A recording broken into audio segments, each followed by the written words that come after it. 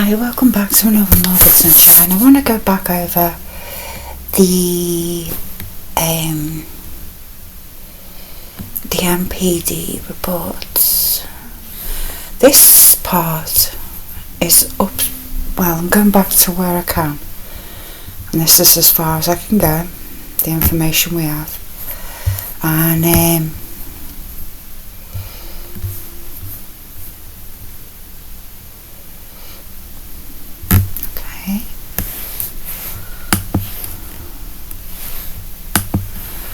we know it always goes back to front like this, so you know you have to be patient.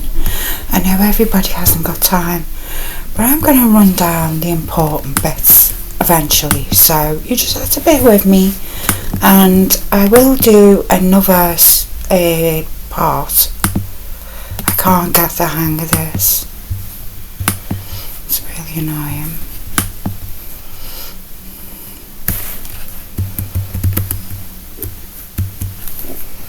Okay, it's not going to let me go up higher.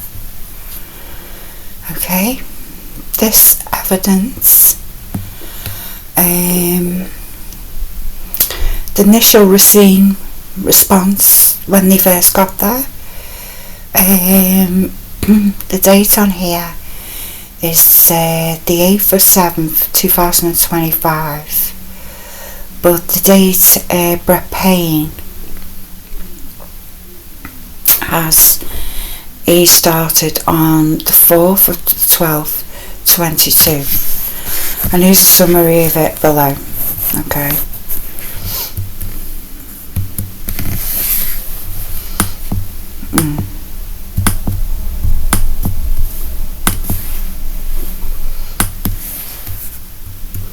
I don't know why it won't let me do it down. Okay, I'm just gonna, oh my god, it's annoying me now. I am sorry, it's hard to get used to. I don't know why it is like this, but item 1, watchguard, no. Additional responding officers, Blaker, case number added. Item 2, footcast. Item 3, fingerprint lift. Item 4, fingerprint lift. Item 5, a fingerprint lift. Item 6, a fingerprint lift. Item 7, a fingerprint lift. And I'm going to go and tell you what the recovery is from all this in another different video completely, and that'll be part 2, because I've just read a bit of part 1, but really I'll start it all again and do another video on that.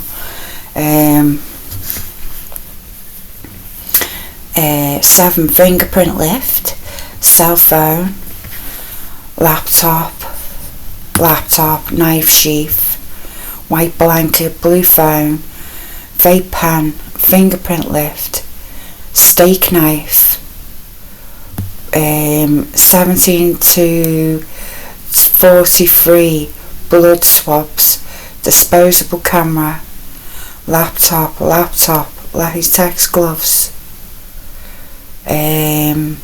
laptop, iPad, bedding, packaging, game bags. Narrative: at approximately 4 p.m.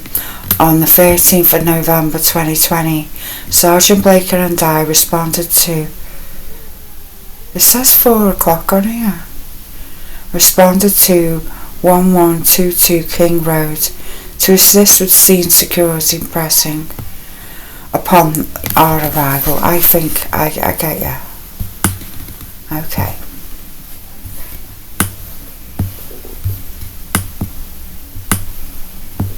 I need to get that over here. Forensic team was on the scene and was preparing to begin process the scene. OFC Smith, one of the initial responding officers to the incident, advised he would walk me through the scene. OFC Smith and I entered 122 King Road through the bottom floor door. on the north side of the building. Upon entering, I observed a small bedroom on the west side of the bottom floor. The door was ajar, and I could see a bed with covers and several other miscellaneous personal items strewn about. The room did not appear to have been occupied by anyone, as I did not see any clothes inside. I followed O.F.C. Smith down the hall where there was a small bedroom. Next to the small bedroom to the east was what I later learned was a utility closet. This the east end of the bottom floor, which I later learned belonged to Bethany.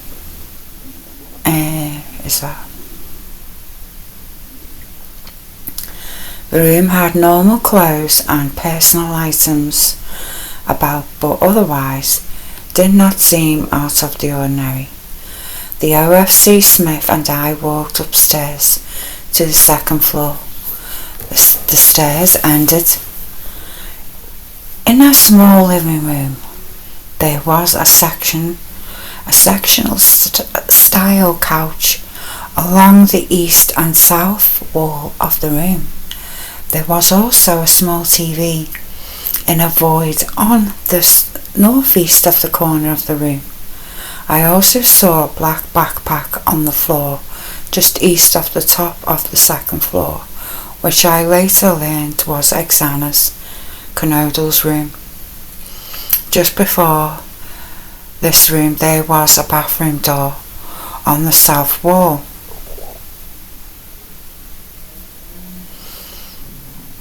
See, this is where I feel you get a sense of the area, you know, off the hallway. As I approached the room, I could see a body, later identified as Canodal's, laying on the floor.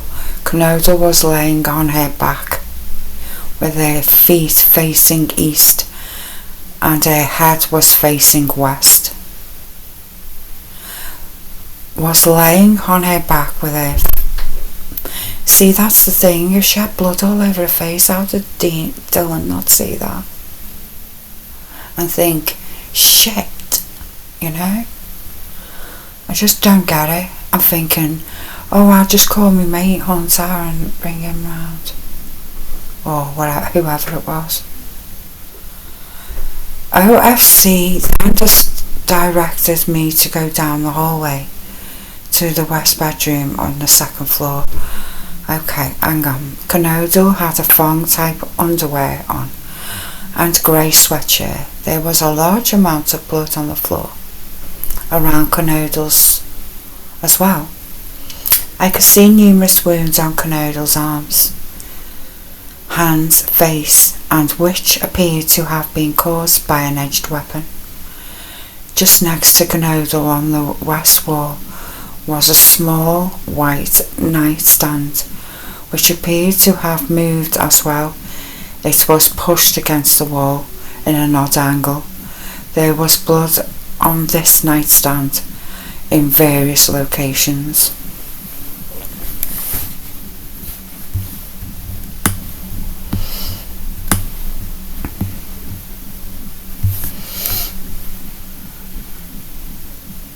Oh shit.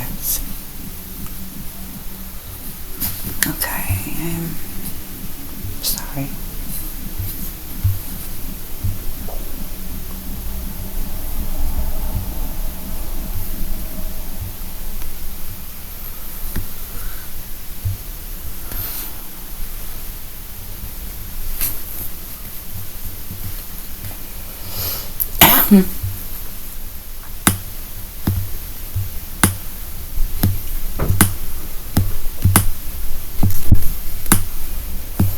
Oh my word.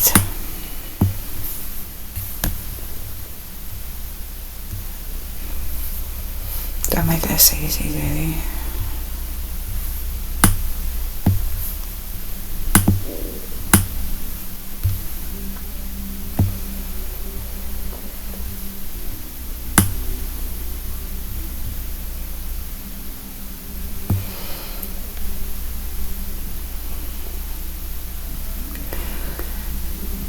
There was a large amount of blood on the floor around Canodal as well. I could see numerous wounds on Canodal's arms, legs, hands, face, which appeared to have been caused by an edged weapon.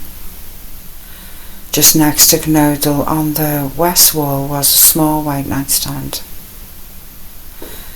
The bed in Canodal's room was situated on the south wall of the bedroom, with the head of the bed appearing to be towards the west wall. I could see a male, later identified as Ethan Chapin, laying on his back in the bed and some type of blanket pulled over his midsection. Chapin's body was at an angle on the bed so that his head was up against the south wall. It was like sort of tucked behind the actual bed itself. Seeing the picture you see in him.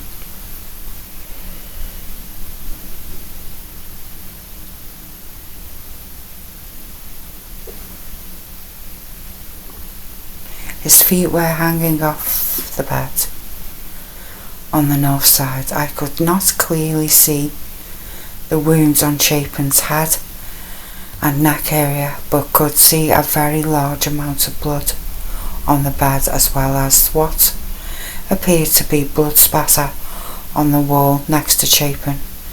That's what you see, all the blood coming out the house was from that. Because his head was compressed against an area like that. Poor lad.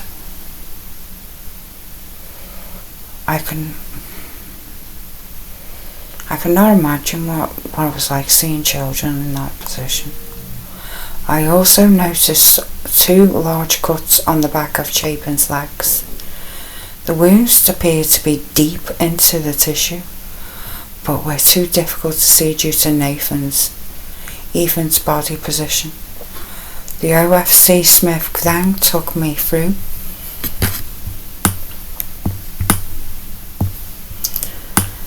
the house and pointed out Dylan, whatever his second name is, bedroom, which was situated on the southeast side of the second floor of the house. M's bedroom door opened to the kitchen area, as well as the staircase which led to the 3rd floor of the house. Upon my brief visual inspection, M's room was dishevelled, but not appear to have any blood or evidence of a struggle within. Then followed OFC Smith upstairs to the 3rd floor of the residence. So the 3rd floor consisted of 2 bedrooms and 1 bathroom. The bedroom on the west side of the floor was later determined to be Kaylee Conglave's room. This room appeared neat and picked up. The only thing that I noted of the sheets on the bed were pulled back in a manner which suggests someone had been laying in the bed and just got up, out the blue, and had gotten out of it. OFC Smith then pointed out a small bathroom on the east side of the 3rd floor. This bathroom shared a wall with Madison Morgan's bedroom, which was situated on the southeast corner of the 3rd floor. As I entered this bedroom, I could see 2 females in a single bed. In the room, the bed was situated along the north wall of the bedroom, and both females' heads, identified as Morgan and Goncalves,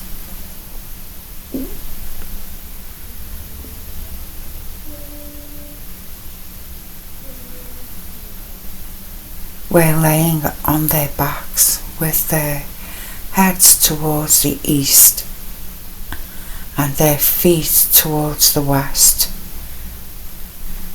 On their backs with their heads towards the east and direction of the only door into the bedroom, into the room. Both Goncalves and Morgan had numerous visible stab wounds and were covered in a significant amount of blood. I also later noticed that what appeared to be a tan leather sheath knife, the evidence, laying on the bed next to Morgan, right aside. When viewed from the door, I remained in the room for a moment and then proceeded back outside.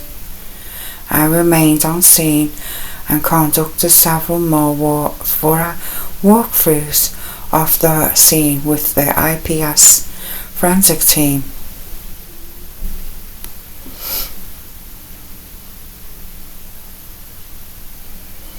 They initially collected 56 pieces of evidence and transported it on the 14th in the morning.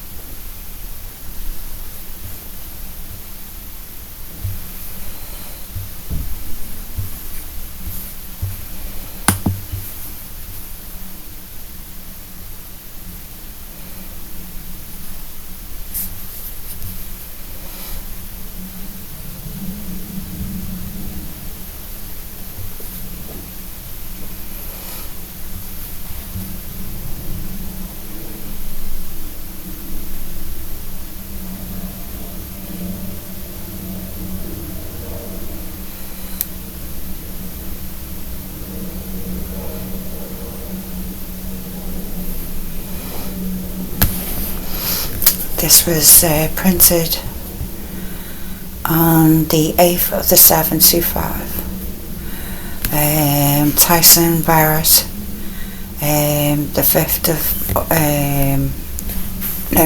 December 2022. Okay.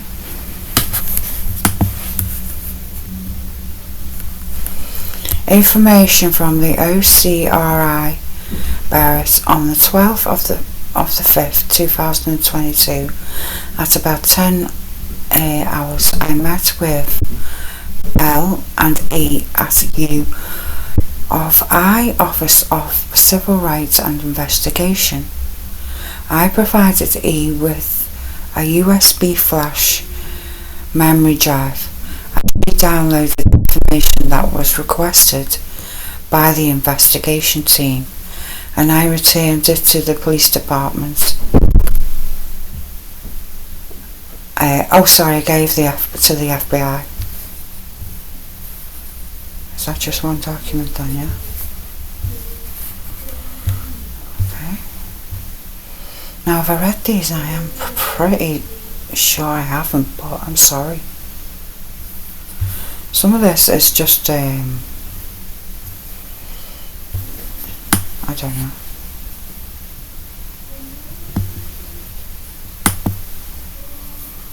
Backs up front. Printed out on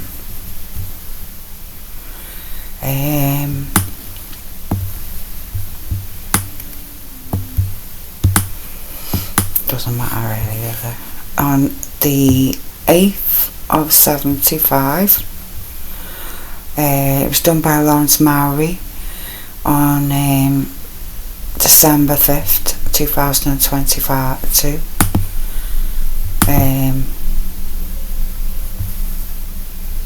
About Goncalves. And I think it's to do with their Tinder account.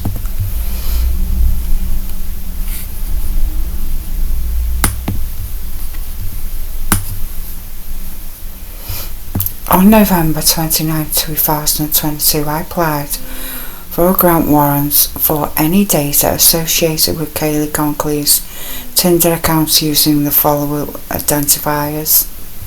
See if she was looking for a new boyfriend in the area where she was going to. I think a boyfriend would have a motive then, that type of thing. phone number and Yahoo accounts redacted. So you found it. Okay. On November 29, 2022, approximately 5 p.m, the warrant was served via email at match.com. On December 2nd, 22, I received an email from N&R, Sir Paralegal and Director of Legal Department of Match.com, the parent company of Tinder. I was directed to use the law enforcement portal and resubmit the warrant. On December 4, 2022, I registered for access to the portal and received an email stating I was approved to use the portal and serve the warrant. I logged into the Law portal and submitted the warrant again per our request. On December 5th, 2022, I received an email from Tinder stating that the data requested pursuant to the warrant were available to download. I logged into the law enforcement portal and began downloading the files of forensic computers located in secure forensic computer lab on Moscow Police Department. I completed a warrant return, receipt and affidavit. These documents were sent to Leaford County Prosecutor's Office to be returned to court. I also emailed a copy of the receipt to Tinder, as this was the originated email address associated with the documents.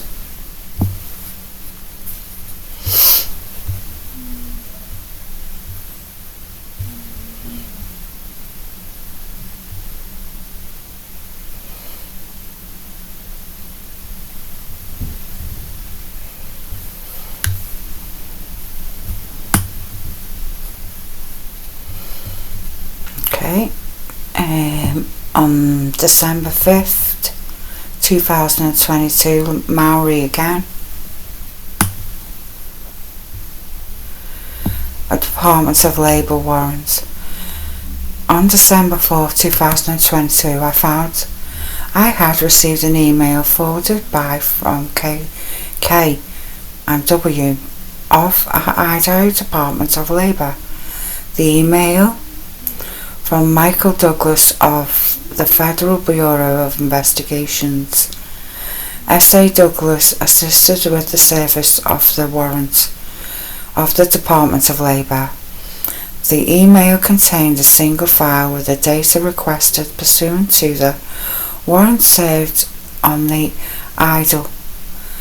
The file was downloaded and saved onto a location computer, a secure computer forensic lab located in Moscow, Idaho Police Department. In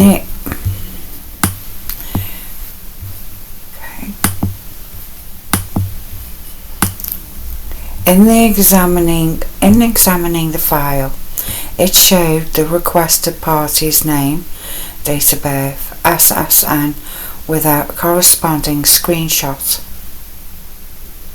of their reported income. I completed the warrant and returned the receipts and affidavit and these documents. These things have to be done. They do sound pretty boring, but if it gets boring after this one, we'll cut it up out. A lot of reductions in this one.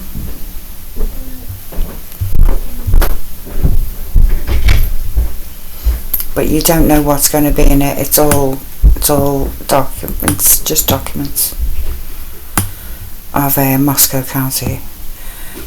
On December 4th, 2022, I found I had received an email forwarded to me from B and M of Cutco Corporation and parent company of K-Bar Knives. The email was assisted to the service of the warrant of the K-Bar to K-Bar. The email contains a single file with the data requested pursuant to the warrant served on the cable. The file loaded and saved onto a computer located in a secure computer forensic lab.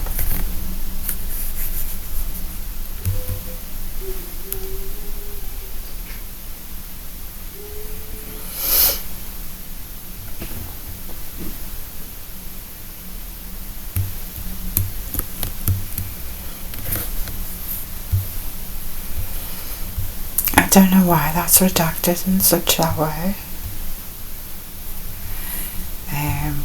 Maybe these are addresses. I don't know.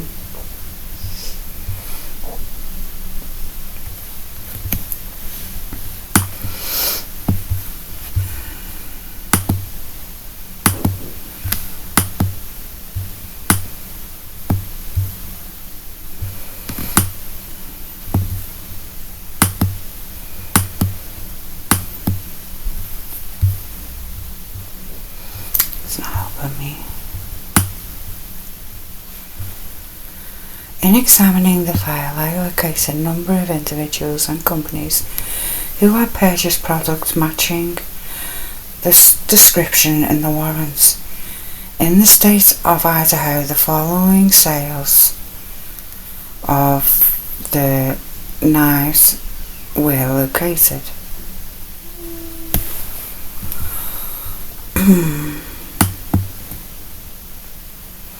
Let's see if we can spot Coburg's name there.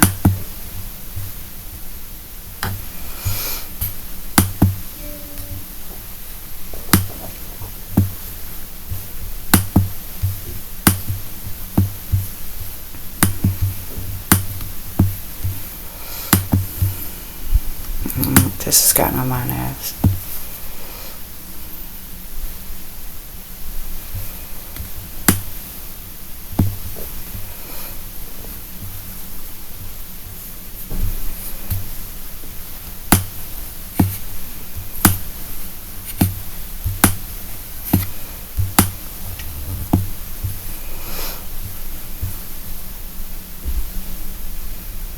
I suppose they have to redact all the names out, but it's annoying.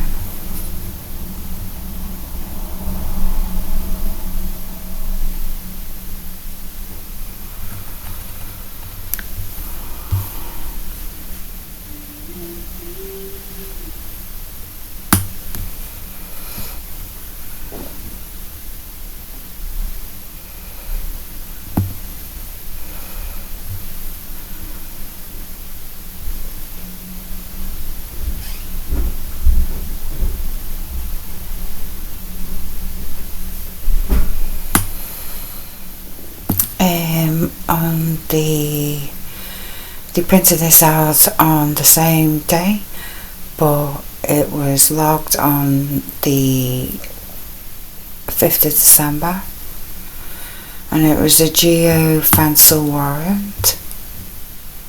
No idea what that is. On the 18th of November 2022, I applied for granted geofence warrants for any data associated with anonymised information located within the following latitude and longitude points.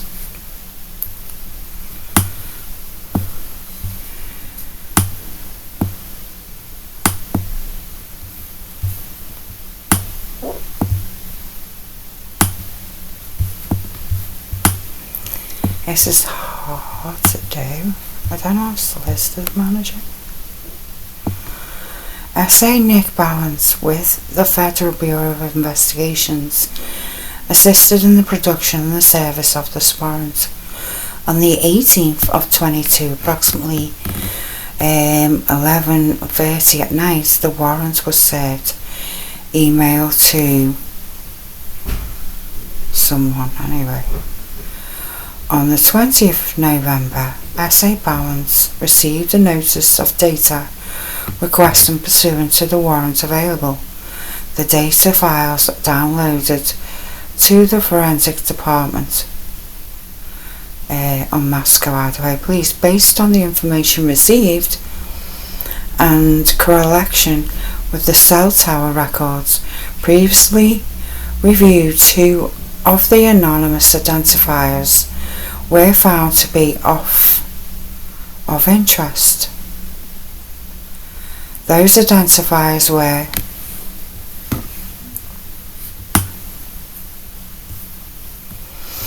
on the right redacted. But underneath it says, on November 20th of 2022 I applied and was granted a warrant for any data associated with the previous identifiers and subscriber information, and then they put it on the database. Let's see what's that in the back. On November 20th 2022, SA Balance received notice of data request and pursuant to the warrant was available. The data files were downloaded to forensic computers located in Secure Forensic Computer Lab in Moscow Police Department. It was found off. The identifiers came back to a phone number of blank. I completed the warrant return and receipt and affidavit. These documents were sent to the prosecutor's office and also to email to the copy and receipt of the Google account. And this was the originated email address associated with the documents.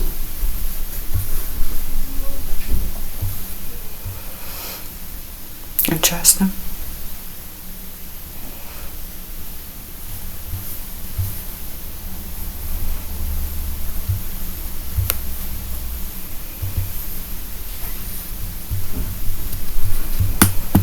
Doesn't want to highlight.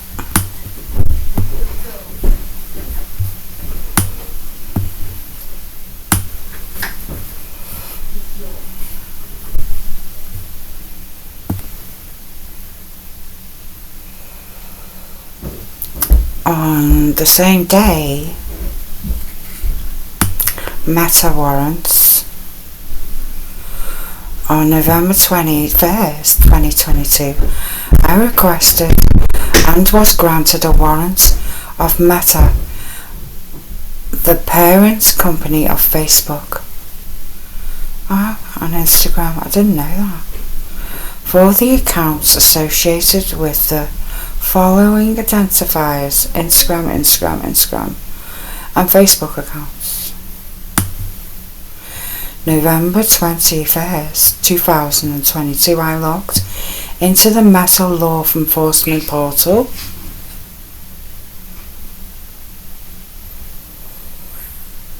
Located in Facebook records and served a warrant at the following times. During the service of the warrant, I found I was not able to add the phone number of blank as an identifier for blank account. This information, it seems like that's Jose again. Information entered into the portal. I received an email from this and provided an internal case ID. On the 30th, Meta sent emails stating the files were ready to download. On the 30th, I logged into the portal and downloaded the files.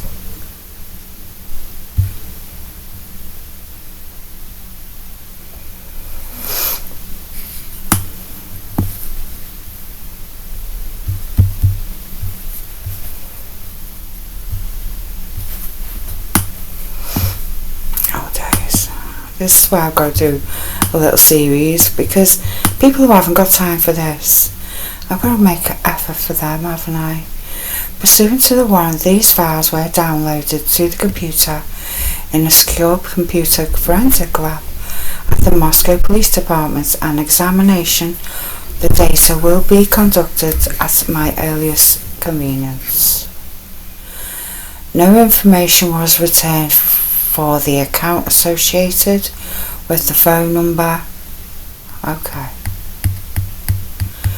I completed a warrant and return receipt with the affidavit, and these documents were sent. See, that's it. They must have got a phone number of the K-bar knife, ruled it out with like certain statistics, and worked out Koberger straight away, really. I know it sounds straightforward, but I suppose it's not, you know, simple as all that.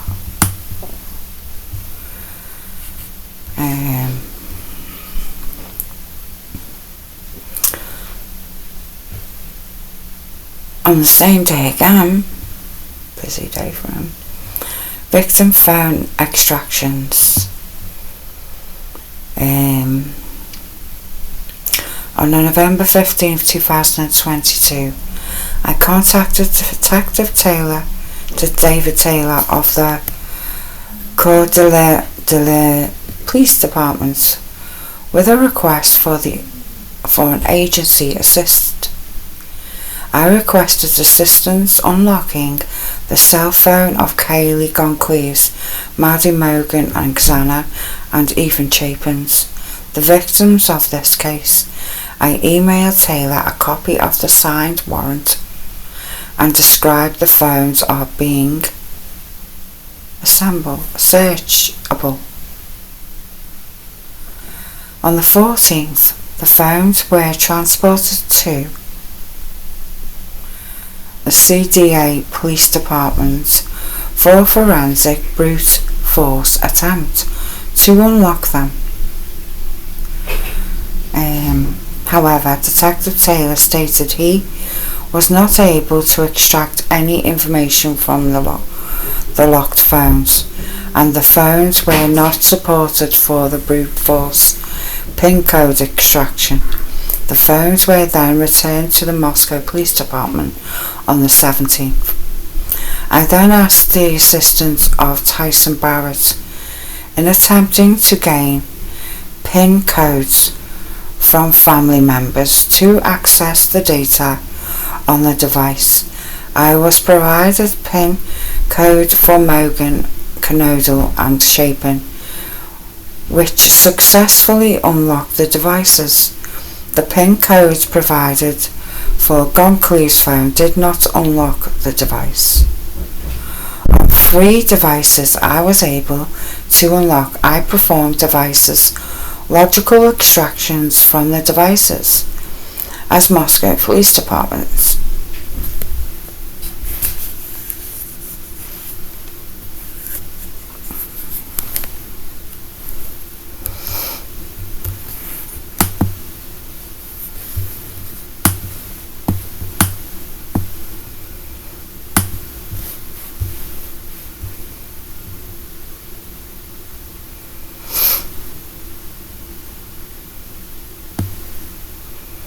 On the 16th,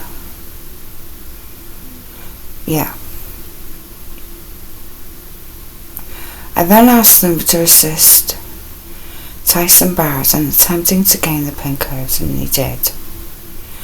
On 3 devices I was able to unlock. I performed enhanced logical extractions from the devices at the Moscow Police Department. A report for each device will be completed separately.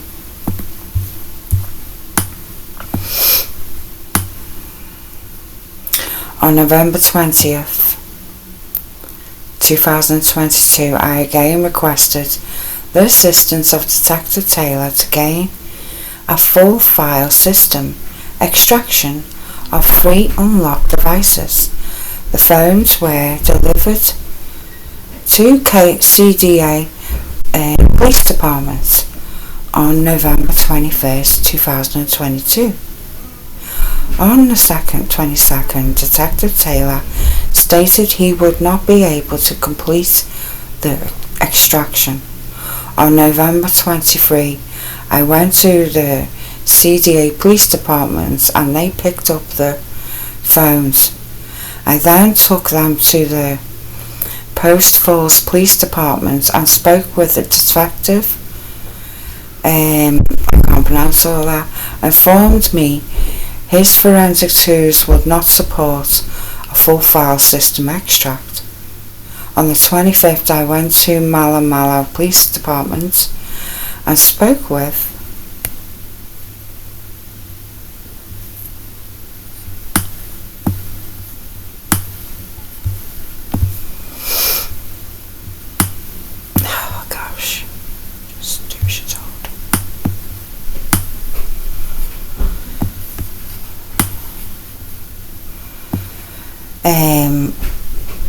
Chris Rouchard. Detective Rouchard stated her forensic tools would be able to support full file system extraction on the unlocked devices and would be able to complete limited extraction on Goncalves locked phone. I left the phones with the detective to be extracted. Rouchard informed me the phone extractions were completed and ready for to be picked up on the 29th of November. Justin Dean picked up the phones and returned them to Moscow Police Department. I received 4 devices and placed them in secure computer forensic lab. The extraction data was copied to the forensic computer, verified by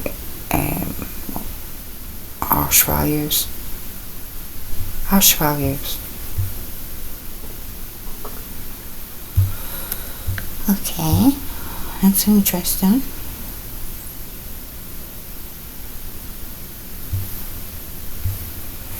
I suppose it's not for our benefit, so you know.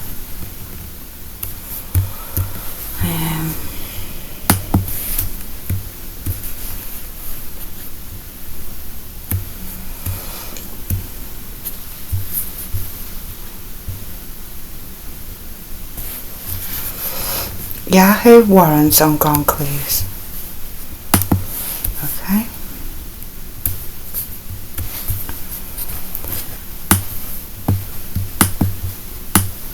On December 1st, I applied and was granted a warrant for any data associated with Kaylee Yahoo accounts using the following identifiers. On December 1st, approximately at 2 p.m. warrant was served via the Yahoo law enforcement portal located at blah blah. On the 4th, I received an email from Yahoo stating data requested pursuant to warrant were available to download. I received an email with a link to download the data. A law enforcement officer portal was downloading the files in the forensic computer located in a secure computer. I completed the warrant, returned the receipts and the affidavit, and the documents were sent to the prosecution office. Right, so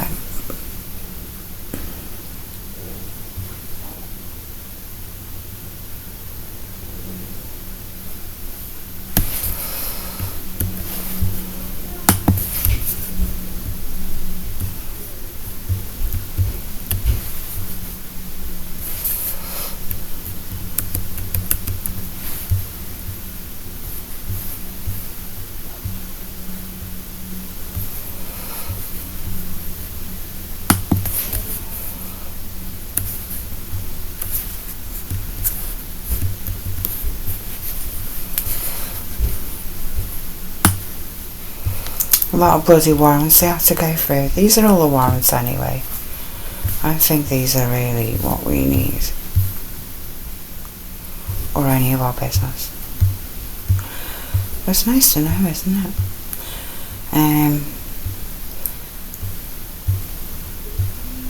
This hasn't been a really deep insight, but I've got to say, you know,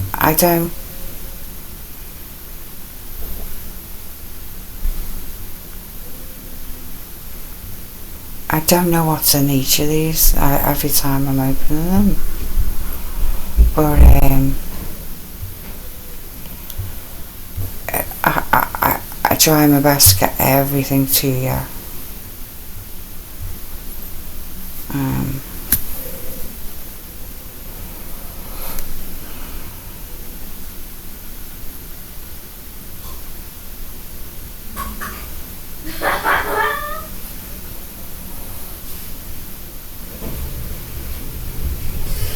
Let's go back to where we were last time.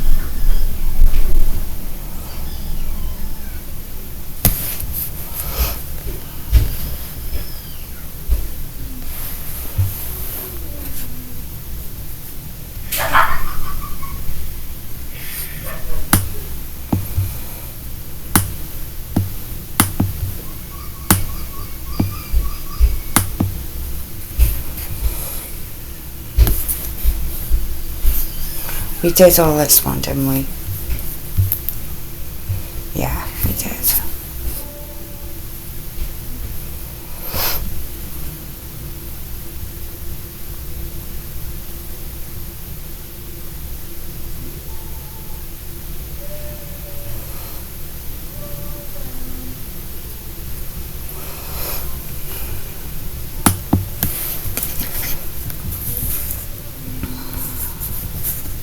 A lot goes on, doesn't it?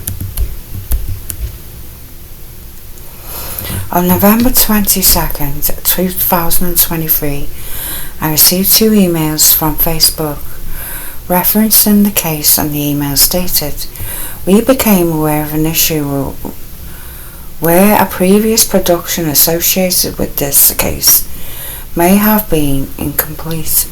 The issue only impacted comments. The supplement records are now available to download." And that must have been over the, what we've been reading just before. Luckily.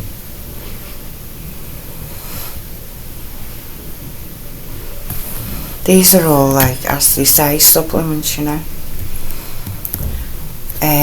I booked in an audio recording of an interview with S on blah blah of supplement records. I don't know. Okay.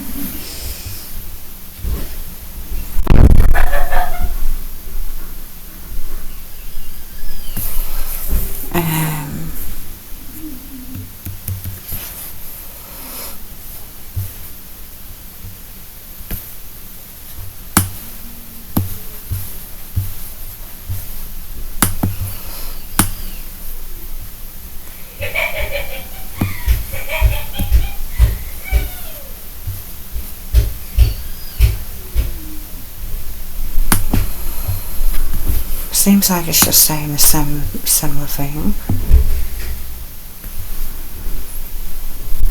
Okay. Must be because it's unredacted now.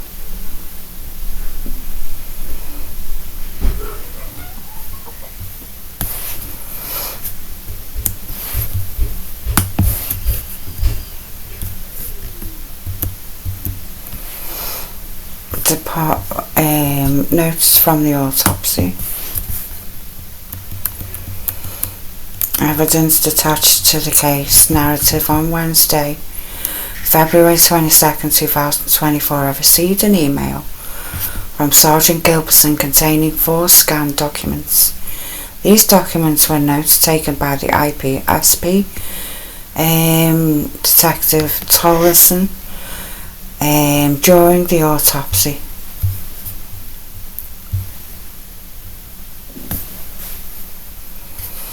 This date is the 22nd of February 2024. Pretty long away from it, isn't it? Evidence. On Thursday, yeah, he said that. That's that, really. I don't really need to go through the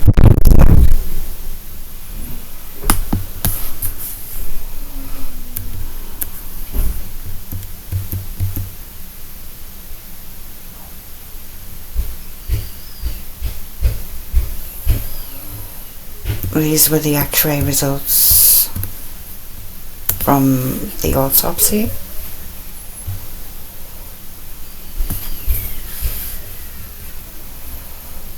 I'll do all the witness statements tomorrow as well. Why not? Got all.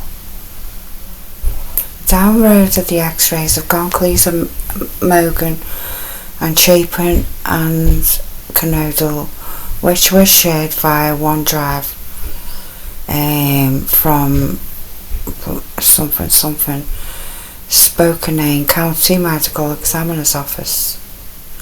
Ashley Jennings. I copied the x-rays onto DVD and booked the DVD into MPD evidence.